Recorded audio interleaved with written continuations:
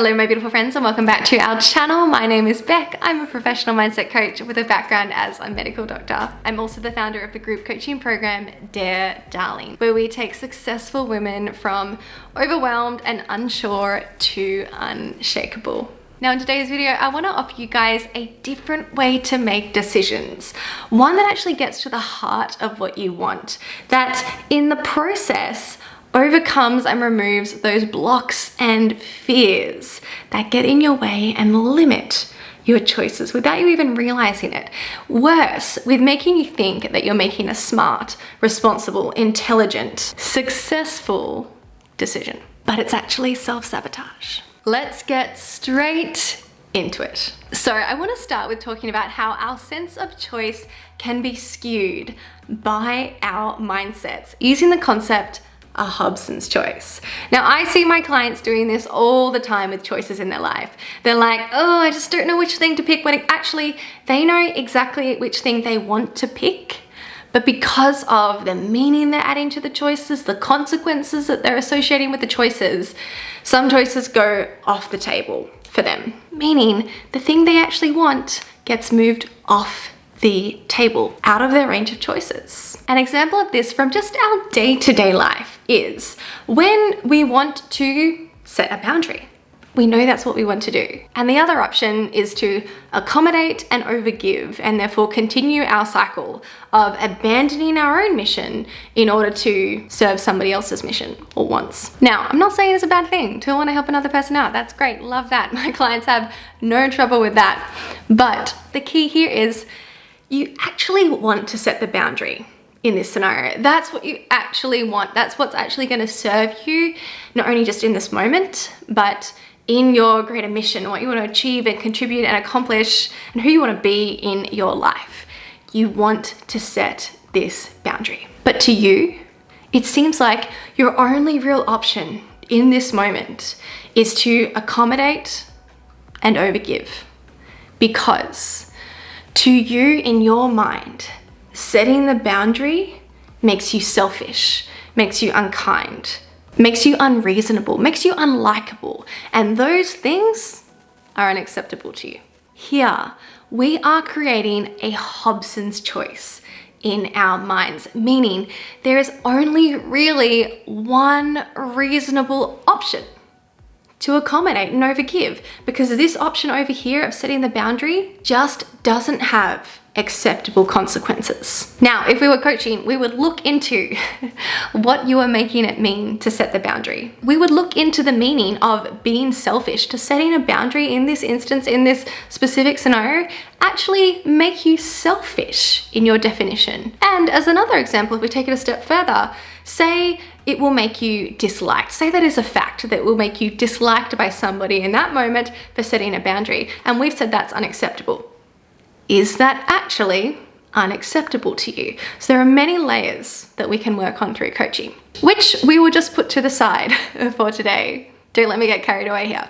But the point here is the way that we're thinking about and framing this option takes it totally off the table. It's not really an option at all. We have a choice here. We tell ourselves we have a choice, but what we really have is a Hobson's choice. What we want in that scenario is off the table because it is just not a reasonable choice for us. Now, I want you to use this scenario to think about where you're doing this in your life, where you say you want something, you want to do something, you want to be something, you want to choose something, but then the way that you're framing it and thinking about it makes it unacceptable, unattractive to you. And you therefore force yourself to stay in this Hobson's choice scenario where you keep choosing the other choice that keeps you in your cycles. Now, we don't just do this with day-to-day, moment-to-moment decisions, but we do this to ourselves with greater life decisions about what we want to do with our life, professionally or personally, what career choice we want to do, what roles we want to take in that career, whether we're going to change careers or not, whether we're going to extend and broaden, or maybe we're going to narrow and niche. And we do it personally too, with who we're going to marry, where we're going to buy a house, etc., etc. We limit our choices. Of all the incredible, amazing, broad range of choices that are available to us, we limit our choices because we mark with our minds so many of these options as being unreasonable to us with unacceptable risks and consequences. That is okay to do if you've done it in a measured way that's actually aligned with your values, and you can stand by those reasons and be like, yep, Beck, I like those reasons. I like those reasons for taking that choice off the table. But how many of you can actually say that? How many of you could hold that conversation with me and be like, I stand by each of these reasons and I like them? Now, this is actually a really good thing, because if you've got all this reasoning that's driving your decisions right now that's limiting you, that you haven't yet examined, we can examine those reasons and then undo them. Unchain yourself from them and put more choices on the table for you. We can remove this Hobson's choice effect in your life. And I want to give you a different strategy today that we're going to call the Becc's choice. And this is a choice where we tackle one of the most common objections, especially for the people that I work with, the high achievers and the people pleasers, for whom achieving success is of the utmost importance. Achieving success in whatever you choose, the choice that you make ending up being a successful choice, and then also the choice being something that is acceptable to other people and celebrated by other people. That's the people-pleasing part, but it really crosses over strongly with the high achiever part. But in the Becc's choice, we specifically subtract the fear of failure. This reasoning that we have as high achievers that says, well, it's only a good choice if I'm going to be successful. I'm going to pick the choice that is most likely going to be successful, because I've got two problems with that reasoning. One is this assessment of what you're going to be successful at, what choice is likely going to be successful in the future, is going to be fraught with errors. Firstly, you would need a crystal ball to be able to work out whether you're going to be successful at something or not in the future. Secondly, it ignores that the person who you are right now may not be able to create success with that option. But as you start to take the journey, as you start to take steps and meet new obstacles and barriers and challenges along the way, then you become a different person to overcome those things. In the process of overcoming those things, and then suddenly you become the person who can create success in that option. So I'm always very suspicious when somebody's certain or they've drawn a verdict that this option is unlikely to be successful, because the calculations usually aren't very good there. It's usually more the fear talking confidently in those calculations. And secondly, when we make a choice based on which one we're most likely to be successful at, or that we're most likely to actually achieve, then we're not actually choosing what we want. And here's the ironic thing. We're so much more likely to be successful if we choose the thing that we really want, because it's so much easier to be motivated. And I'm not saying it's easy, but it's so much easier to find the motivation when things get hard, when you pick something that you actually want, as opposed to picking something that you're a bit lukewarm on, but you think, that's probably more realistic. Things will get hard regardless on the path.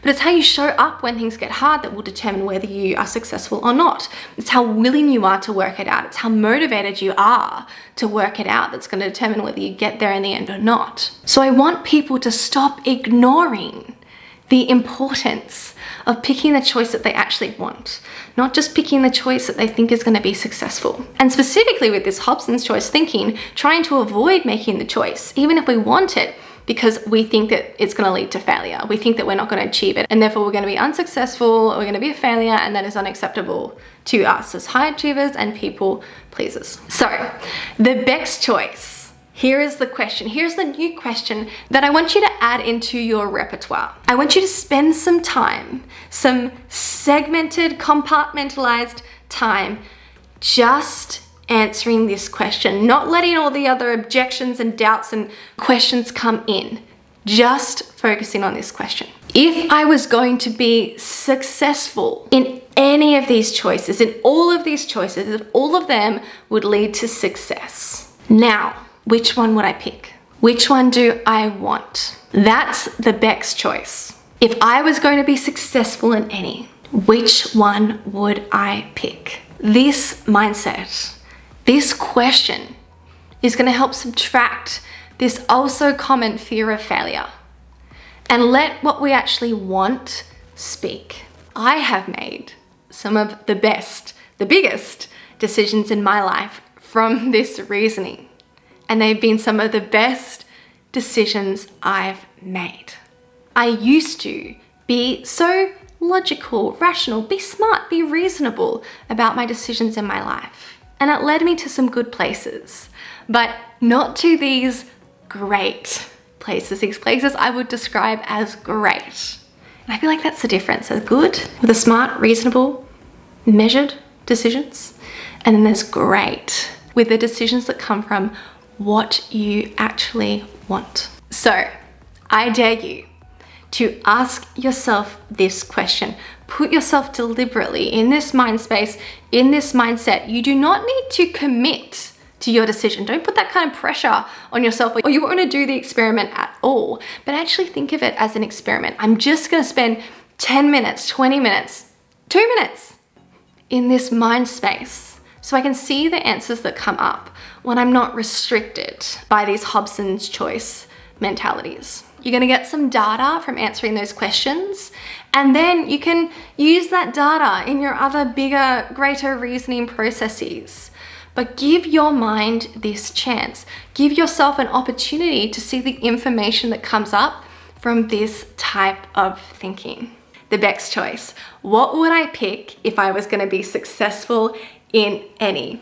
And here's the secret. If you pick something that you want, and then you commit to making it work, even when things get hard, even when things come up, you are so much more likely to be successful in the end. It's so beautiful. All right, my beautiful friends, I hope this one changes your life. I hope you make some big, bold decisions through this Becc's choice process. I certainly have, and I'm so grateful that I was brave enough back then to even look at the answers, let alone decide to act on them. Remember, they are two separate things. You can look at the answers and not act on them. Give yourself permission to just look, to just see what's there, so that you create more choice for yourself. All right, my beautiful friends, if you found this one useful, please give me a thumbs up, subscribe if you haven't already. Let me know what you want to hear more about from me, and I will see you guys in my next one.